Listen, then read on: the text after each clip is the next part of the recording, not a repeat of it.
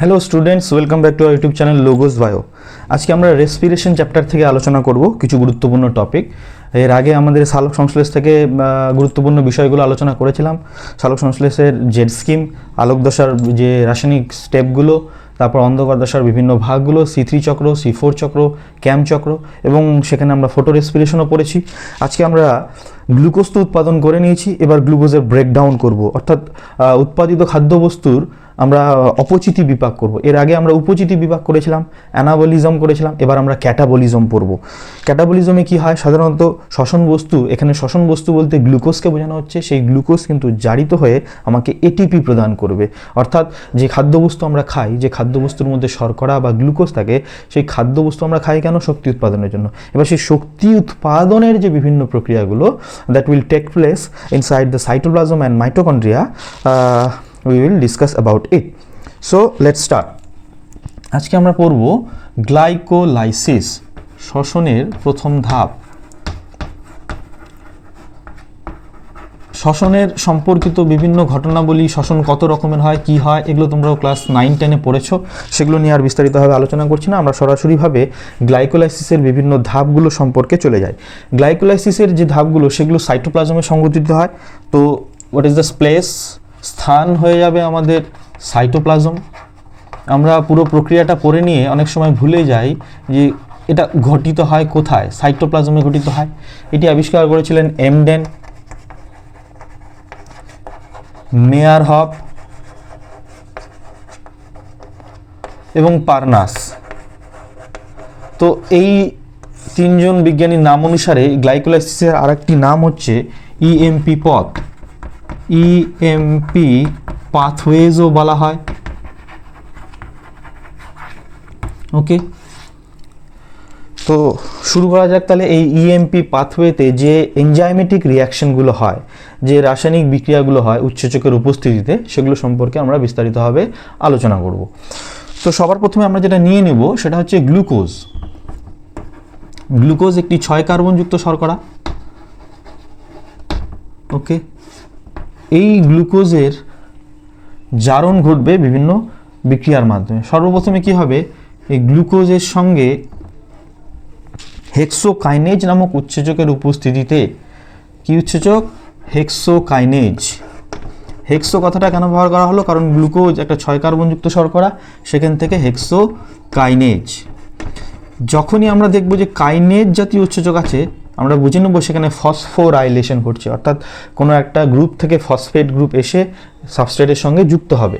আচ্ছা, তো এখানে আমার এটিপি ব্রেকডাউন হবে। এটিপি থেকে আমার এডিপি প্লাস আইপি। ব্যাপারটা সেরকম, আমি শক্তি উৎপাদন করতে চাচ্ছি, এটিপি উৎপাদন করব, আমার এটিপি খরচা হচ্ছে, তো পয়সা উপার্জন করতে গেলেও তো পয়সা আমাকে ইনভেস্ট করতে হয়। লাইক দ্যাট আমাদের এখানে এটিপি কিন্তু ইনভেস্ট করতে হচ্ছে এটিপি প্রোডাকশনের জন্য। তো এখানে এখনও এটিপি খরচা হয়ে যাবে আমার, সেখান থেকে তৈরি হয়ে যাবে আমার গ্লুকোজ 6 ফসফেট। Glucose 6 phosphate. ব্যাপারটা কি হলো? গ্লুকোজের 6 নম্বর কার্বনে একটি ফসফেট অ্যাড হয়ে গেল। কোন ফসফেট? এই যে ইনঅর্গানিক ফসফেটটা, এটা অ্যাড হয়ে গেল। তোমরা যদি গ্লুকোজের সংকেতটা মনে করে দেখো, 6টা কার্বন, 2 3 4 5 6। গ্লুকোজ হচ্ছে কিটো শর্করা বা অ্যালডিহাইড যুক্ত শর্করা। তো CH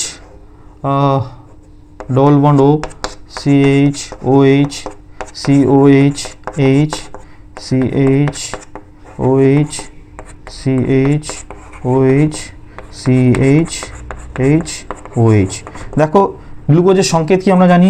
C6H12O6। এখানে কার্বন 1 2 3 4 5 6, 6টা কার্বন আছে, C6 হয়ে গেল।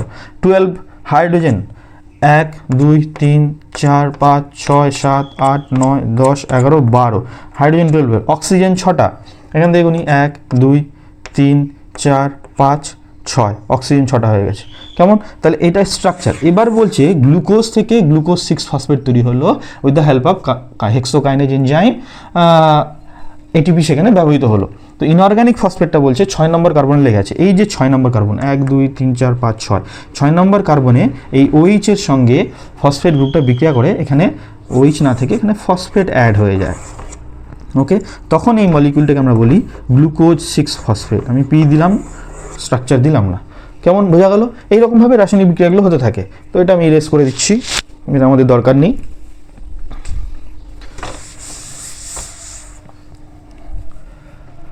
আচ্ছা, গ্লুকোজ 6 ফসফেট থেকে এবার গ্লুকোজ 6 ফসফেটের আইসোমার তৈরি হবে, আইসোমারেজ তৈরি হবে, সেটা হচ্ছে ফ্রুক্টোজ 6 ফসফেট।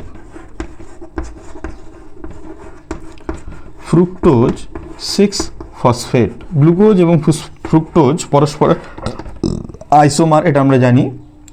এবং যেহেতু যে আমরা একটা জিনিস মনে রাখবো, উৎসেচকগুলোর নাম অনেক সময় মুখস্থ রাখতে আমাদের অসুবিধা হয়, মনে রাখতে অসুবিধা হয়। তো উৎসেচকগুলোর নাম সবসময় মনে রাখবে সাবস্ট্রেটের নাম অনুসারে হয়।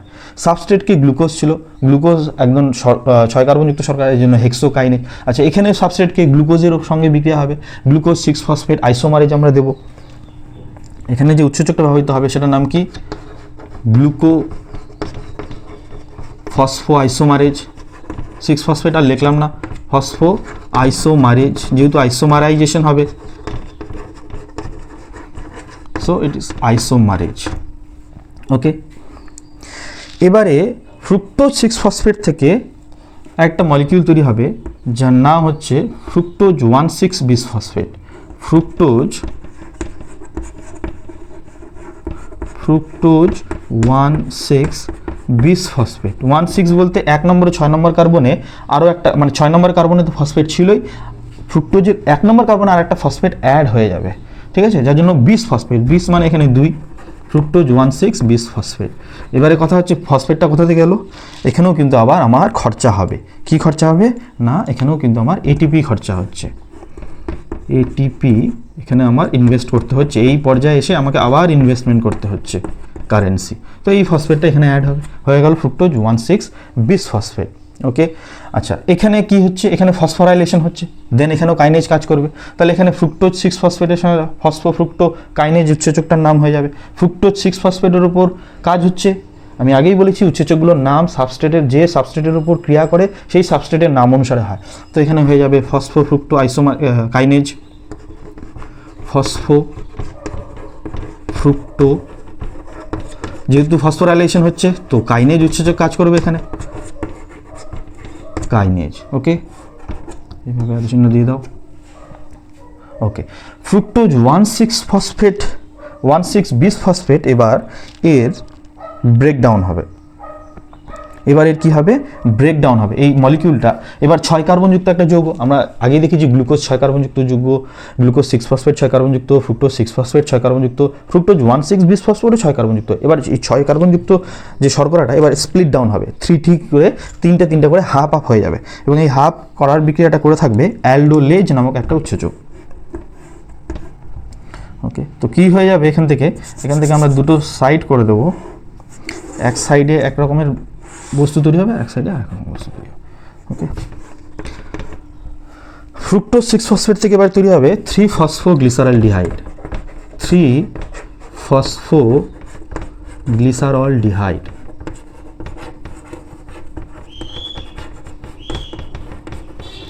এই 3-ফসফোগ্লিসারলডিহাইড পিজিএ গ্লাইকোলাইসিস প্রক্রিয়ায় আমার তৈরি হয়েছিল 3-ফসফোগ্লিসারলডিহাইড, যেখান থেকে রিভার্স গ্লাইকোলাইসিস প্রক্রিয়া, এই যে গ্লাইকোলাইসিস হচ্ছে তার রিভার্স গ্লাইকোলাইসিস প্রক্রিয়ায় গ্লুকোজ তৈরি হয়েছিল কেলভিন চক্রের ক্ষেত্রে, মনে করে দেখো তোমরা। আচ্ছা, 3-ফসফোগ্লিসারলডিহাইড, আর এদিকে তৈরি হবে dihydroxy acetone phosphate, dihydroxy acetone phosphate.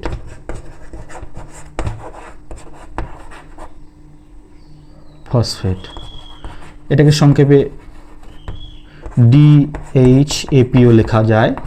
আচ্ছা, এই বিক্রিয়াটি ঘটাতে সাহায্য করলো কে? অ্যালডোলেজ।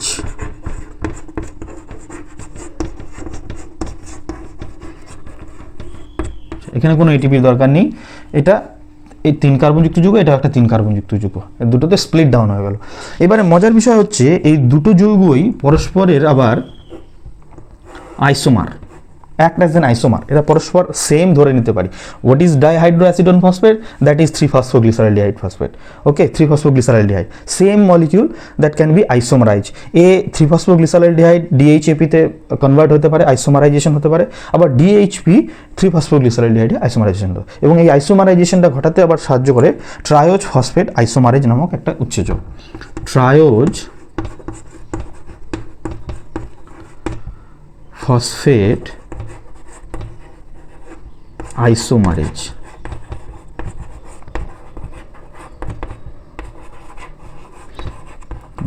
এবং এই বিক্রিয়াগুলোতে একটা করে মেটাল ফ্যাক্টর কাজ করে, সেটা হচ্ছে Mg2+। ম্যাগনেসিয়াম কিন্তু এখানে গুরুত্বপূর্ণ ভূমিকা পালন করে। Mg2+, এখানেও Mg2+, ওকে। তো এই স্প্লিটিং ডাউন অবধি একটা স্টেজ চলে গেল। নেক্সট স্টেজে আমরা দেখব যে স্প্লিটিং ডাউন যে হলো এখানে আমার, ওকে, এখানে আমার স্প্লিটিং ডাউন হলো। এবার এই স্প্লিটিং ডাউনের সময় থেকে 3-phosphoglyceraldehyde যে বিক্রিয়াগুলো করবে, যেহেতু 3-phosphoglyceraldehyde আর dihydroxy acetone phosphate same to same, তাহলে এইদিকেও সেম বিক্রিয়া ঘটবে। 3-phosphoglyceraldehyde যা বিক্রিয়াগুলো এরপর চলতে থাকবে, ডাইহাইড্রক্সি অ্যাসিডন ফসফেটের জন্যও কিন্তু সেম বিক্রিয়া চলতে থাকবে ওই দিকে, একই রকম বিক্রিয়া, যেহেতু সেম টু সেম, ওকে। তো এটা আমি মুছে দিচ্ছি, আমি উপর থেকে 3-phosphoglyceraldehyde পর থেকে তারপরের যে বিক্রিয়াগুলো হচ্ছে সেটা আমি দেখাবো।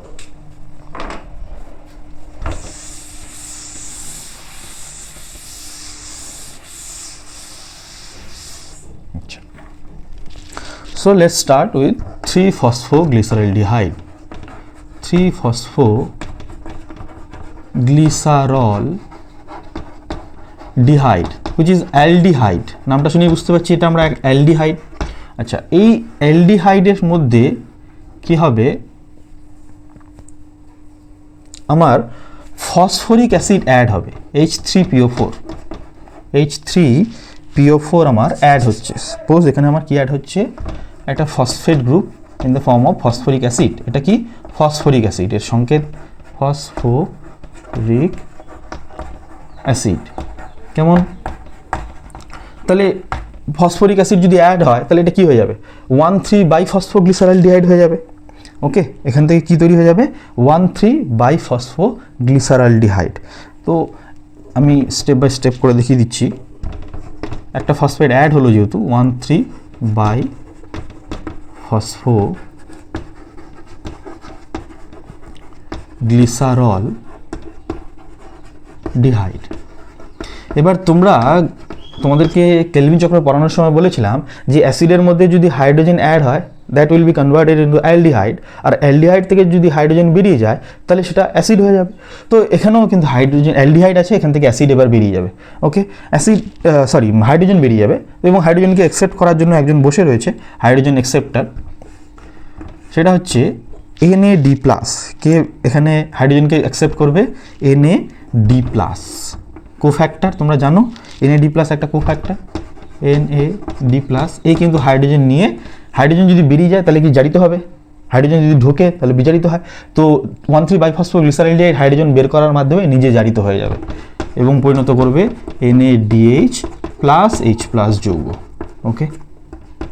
এবং এ কিসে পরিণত হবে, এবার পরিণত হবে 1,3-biphosphoglyceric অ্যাসিডে। সে কিসে পরিণত হবে, 1,3-biphosphoglyceric অ্যাসিড, তাই না? আচ্ছা, এবার এখানে উৎসেচকগুলোর নাম আমরা দিইনি। এখানে উৎসেচকগুলো 3-phosphoglyceraldehyde থেকে অ্যাকচুয়ালি এই যে বিক্রিয়াটা এখান থেকে নিয়ে এই অবধি, এটা একটা এনজাইমেটিক রিঅ্যাকশনের মাধ্যমে হয়। আমি বোঝানোর সাপেক্ষে আর একটা স্টেজ অ্যাড করে দিলাম। এই টোটাল বিক্রিয়াটা ঘটাতে সাহায্য করছে 3-phosphoglyceraldehyde ফসফোগ্লিসারলডিহাইড্রোজিনেজ। এটা কি দেবো আমরা, যেহেতু হাইড্রোজেন বেরিয়ে যাচ্ছে তো ডিহাইড্রোজিনেজ কথাটা ব্যবহার করবো, ফসফোগ্লিসারোডিহাইড্রোজিনেজ, গ্লিসারোডিহাইড্রোজিনেজ। এই টোটাল বিক্রিয়াটা একটার মাধ্যমে আমরা দেখাতে পারি। আচ্ছা, এবারে এখানে একটা ঘটনা ঘটবে। এবার এখান থেকে আমার টাকা পয়সা, অনেকটা পরিশ্রম করে নিয়েছি, এবার আমার টাকা পয়সা উপার্জন করার সময় চলে এসছে। 1,3-biphosphoglyceric অ্যাসিড থেকে একটা এবার ফসফেট বেরিয়ে যাবে, এবং ফসফেট যদি বেরিয়ে যায় সেই ফসফেটকে ধরার জন্য বসে রয়েছে এডিপি ফসফেটকে ধরার জন্য বসে রয়েছে কে? এডিপি। এডিপি এবার সেই ফসফেট নিয়ে নেবে এবং তৈরি করবে এডিপি প্লাস আইপি। আইপিটা কোথা থেকে এলো? এখান থেকে এলো, এবং তৈরি হয়ে গেল কি? এটিপি। এই আমার এনার্জি প্রোডাকশন শুরু হয়ে গেল, এটিপি আমার প্রোডাকশন হয়ে গেল। এবং ফলস্বরূপে যে বস্তুটা পড়ে থাকলো তার নাম কি থাকবে? 3-ফসফোগ্লিসারিক অ্যাসিড। 3-ফসফোগ্লিসারিক অ্যাসিড। ওকে, আচ্ছা, 3-ফসফোগ্লিসারিক অ্যাসিড এবার এর আইসোমারাইজেশন হবে, মিউটেশন হয়ে এ তৈরি করে দেবে আমার 2-ফসফোগ্লিসারিক অ্যাসিড। কি তৈরি করবে? 2-ফসফো, জাস্ট চেঞ্জ হলো পজিশনটা, 2-ফসফো।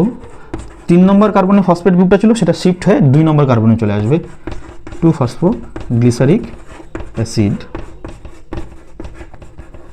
ওকে, তো এখানে যে উৎসেচকটা সাহায্য করলো তার নাম হচ্ছে ফসফোগ্লিসারোমিউটেজ। গ্লিসেরোমিউটেজ,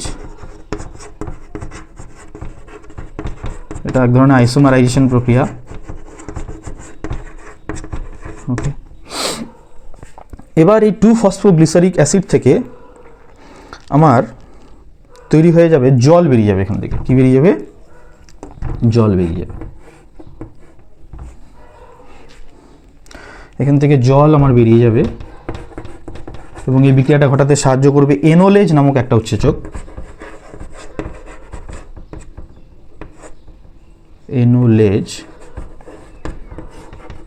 এখানে ম্যাগনেসিয়াম 2+ আমার হেল্প করবে এবং তৈরি হবে 2-ফসফোএনল পাইরুভেট।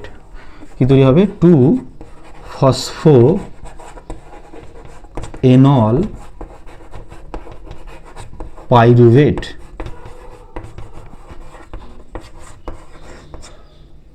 সরি, ওকে, 2-ফসফোএনল পাইরুভেট, 2-ফসফোএনল পাইরুভেট তৈরি হয়ে গেল এনোলজের উপস্থিতিতে এবং জল বেরিয়ে গেল। এবার এই 2-ফসফোএনল পাইরুভেট থেকে যে এনল পাইরুভেট, এখান থেকে ফসফরিক অ্যাসিডটা এবার বেরিয়ে যাবে এবং সেই ফসফরিক অ্যাসিডকে নেওয়ার জন্য আবার বসে থাকবে আমার এডিপি।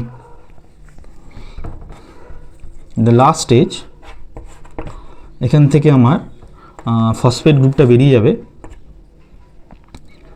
এডিপি সেই ফসফেটটাকে অ্যাবজর্ব করবে এবং বিনিময় তৈরি করবে আমার এটিপি। কেমন? এবং তখন শেষ পর্যায়ে আমার তৈরি হবে pyruvic acid. Pyruvic acid,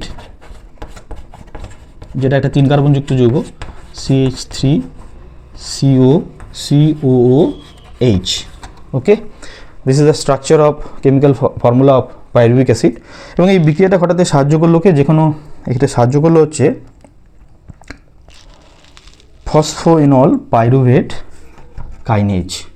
phosphorylation যেখানেই হবে সেখানে কাইনেজ। ফসফোএনল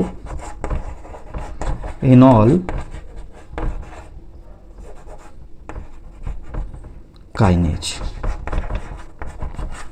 ওকে, ফসফোরাইলেশন হওয়া মানে সেখানে কাইনেজ ভূমিকা পালন করবে।